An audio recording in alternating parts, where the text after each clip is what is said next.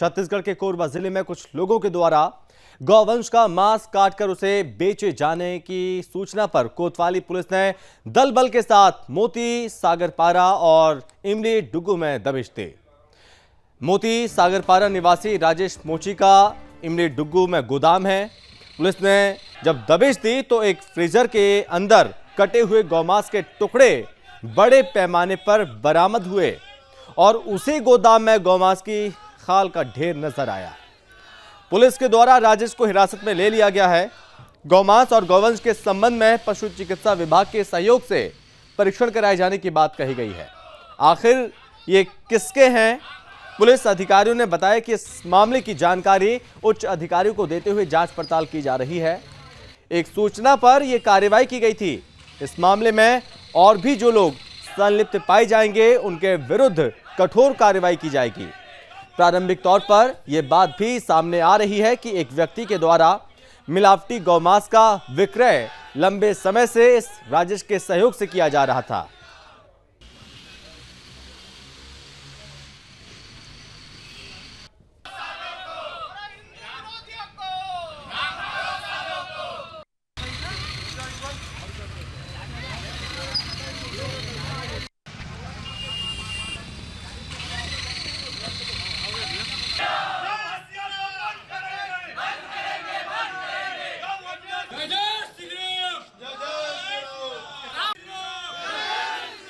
द्वारा शिकायत दर्ज कराई गई है कि मोती सागरपारा स्थित एक मकान पे गौ मांस अवैध रूप से भंडारण करके रखा हुआ है। शिकायत पे जांच की जा रही है। जांच के बाद पे वैधानिक कार्रवाई की जाएगी।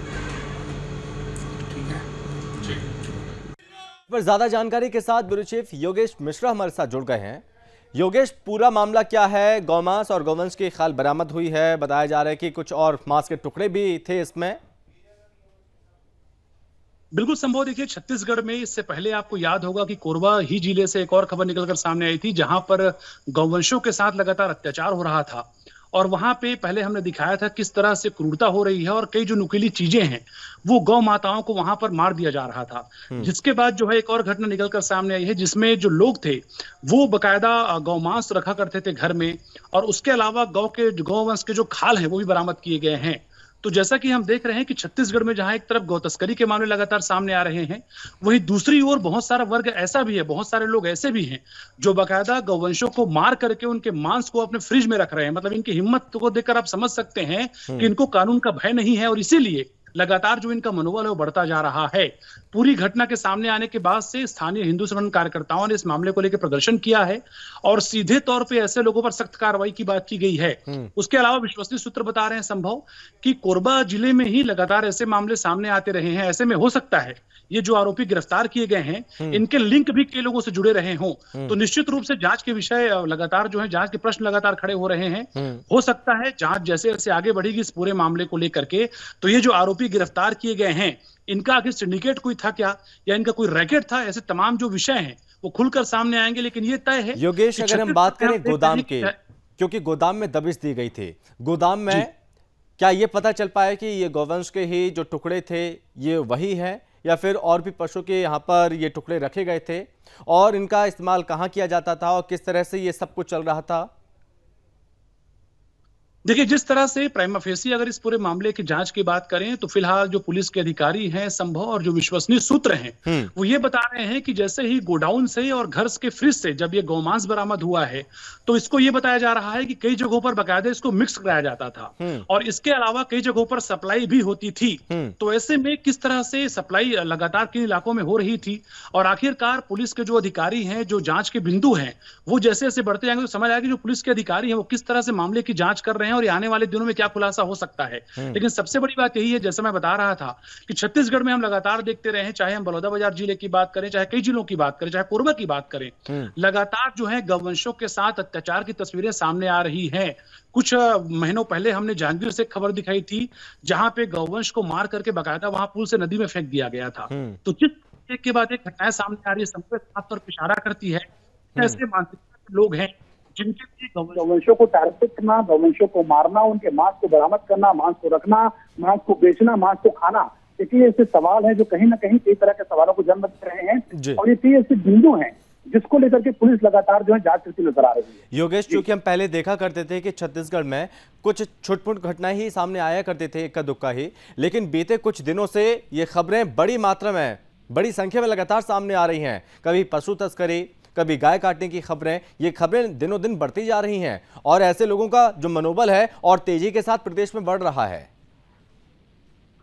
बिल्कुल, देखिए आपने बिल्कुल वाजिब बात कही है। छत्तीसगढ़ में यहाँ पे सरकार लगातार नरवा गरवा घुरवा भारी की बात करती है। सरकार ये कहती है कि गौवंशों के संरक्षण को लेकर के वो बेहतर काम कर रही है, लेकिन जब ऐसी तस्वीरें निकलकर सामने आती है तो निश्चित रूप से ऐसी योजनाओं पर, ऐसे प्रयासों पर प्रश्न लगता लगातार नजर आता है।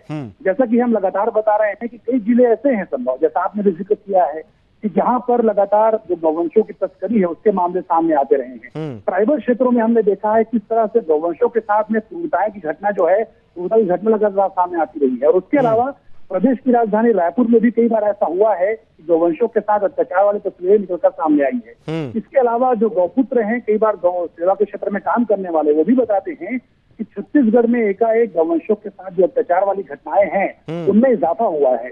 तो निश्चित रूप से इस बात की ओर संकेत करता है कि एक तरफ आप योजनाएं भले ही चलाते रहें, लेकिन दूसरी ओर जो ऐसी मानसिकता के लोग हैं, जो आपराधिक मानसिकता के लोग हैं, उनका मनोबल लगातार बढ़ता जा रहा है और उनके मन में शायद कानून का खौफ नहीं है और इसीलिए गौवंशों के साथ में जो माताएं कहलाती है गौवंश, उनके साथ में अत्याचार हो रहा है।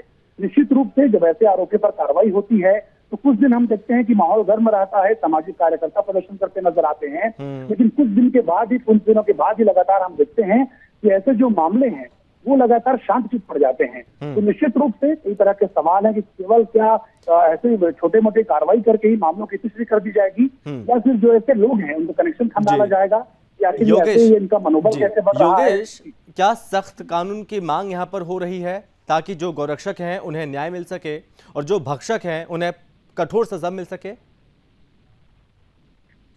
बिल्कुल, देखिए छत्तीसगढ़ में पशु संरक्षण अधिनियम जो है, परिरक्षण अधिनियम, वो लगातार यहाँ पे संरक्षित करने के लिए पशुओं को लागू है और लगातार सरकार इस बात को लेकर दावा भी करती नजर आती है कि जहां पर भी ऐसी शिकायतें आती है वहां पे कानूनी कार्रवाई की जा रही है। लेकिन जैसा मैंने आपको बताया कि न सिर्फ कोरबा बल्कि जिले में, न सिर्फ कोरबा जिले में बल्कि कई राज्य के हम देखते रहे कि अगर विशेष रूप से बात करें छत्तीसगढ़ में तो यहाँ पे कई जिलों में ऐसी तस्वीरें लगातार निकलकर सामने आ रही है। हम देखते रहे हैं कि जो गौ सेवा के क्षेत्र में काम करने वाले गौपुत्र हैं वो बताते रहे हैं कि अघोषित रूप से सपोर्ट जो है ऐसे लोगों को मिलता नजर आता है, प्रशासनिक सहयोग कहीं ना कहीं मिलता है, जिसकी वजह से ऐसे जो लोग हैं उनका मनोबल बढ़ता नजर आता है। और रही बात नियमों की, तो नियम बहुत सारे लागू हैं, सरकार योजनाओं की दलील देती है, कानून आईपीसी सीआरपीसी के तमाम धाराओं को खंगाला जाता है। जब ऐसी घटनाएं सामने आती हैं तो इस बात को ये संकेत देती है कि छत्तीसगढ़ में भले ही आप गौवंशों के संरक्षण को लेकर के योजनाएं चलाते रहे, लेकिन जो ऐसे मानसिकता के लोग हैं, जो ऐसे आपराधिक तत्व हैं, उनका मनोबल बढ़ता जा रहा है। और इसीलिए हम देख रहे हैं कि कभी गौवंशों को टारगेट करना, कभी उन पे नुकीली चीजों से वार करना, कभी उनकी तस्करी करना और कभी उनको मार करके उनके गौमांस को रखना, ये साफ करके दिखाता है कि किस तरह से अपराधियों का मनोबल बढ़ा हुआ है। ऐसे में केवल कानून के दम पर नहीं बल्कि आपको सख्त कार्रवाई इनसे करनी पड़ेगी ताकि जो इनके मंसूबे हैं वो कामयाब ना हो पाए। बिल्कुल योगेश, बहुत धन्यवाद आपका ज्यादा जानकारी के लिए। तो छत्तीसगढ़ में आए दिन ये खबरें निकलकर सामने आ रही हैं कि कितनी तेजी के साथ यहाँ पर गौ तस्करी हो रही है, गायों को खुलेआम काटा जाता है, सख्त कानून की मांग की जा रही है कई समय से, बावजूद इसके कानून नहीं बन पा रहा है। जो हिंदू संगठन है उन हिंदू संगठनों में भारी गुस्सा है, आक्रोश देखने को मिल रहा है। हिंदू संगठनों की यही मांग है कि जल्द से जल्द प्रदेश में कानून बनना चाहिए।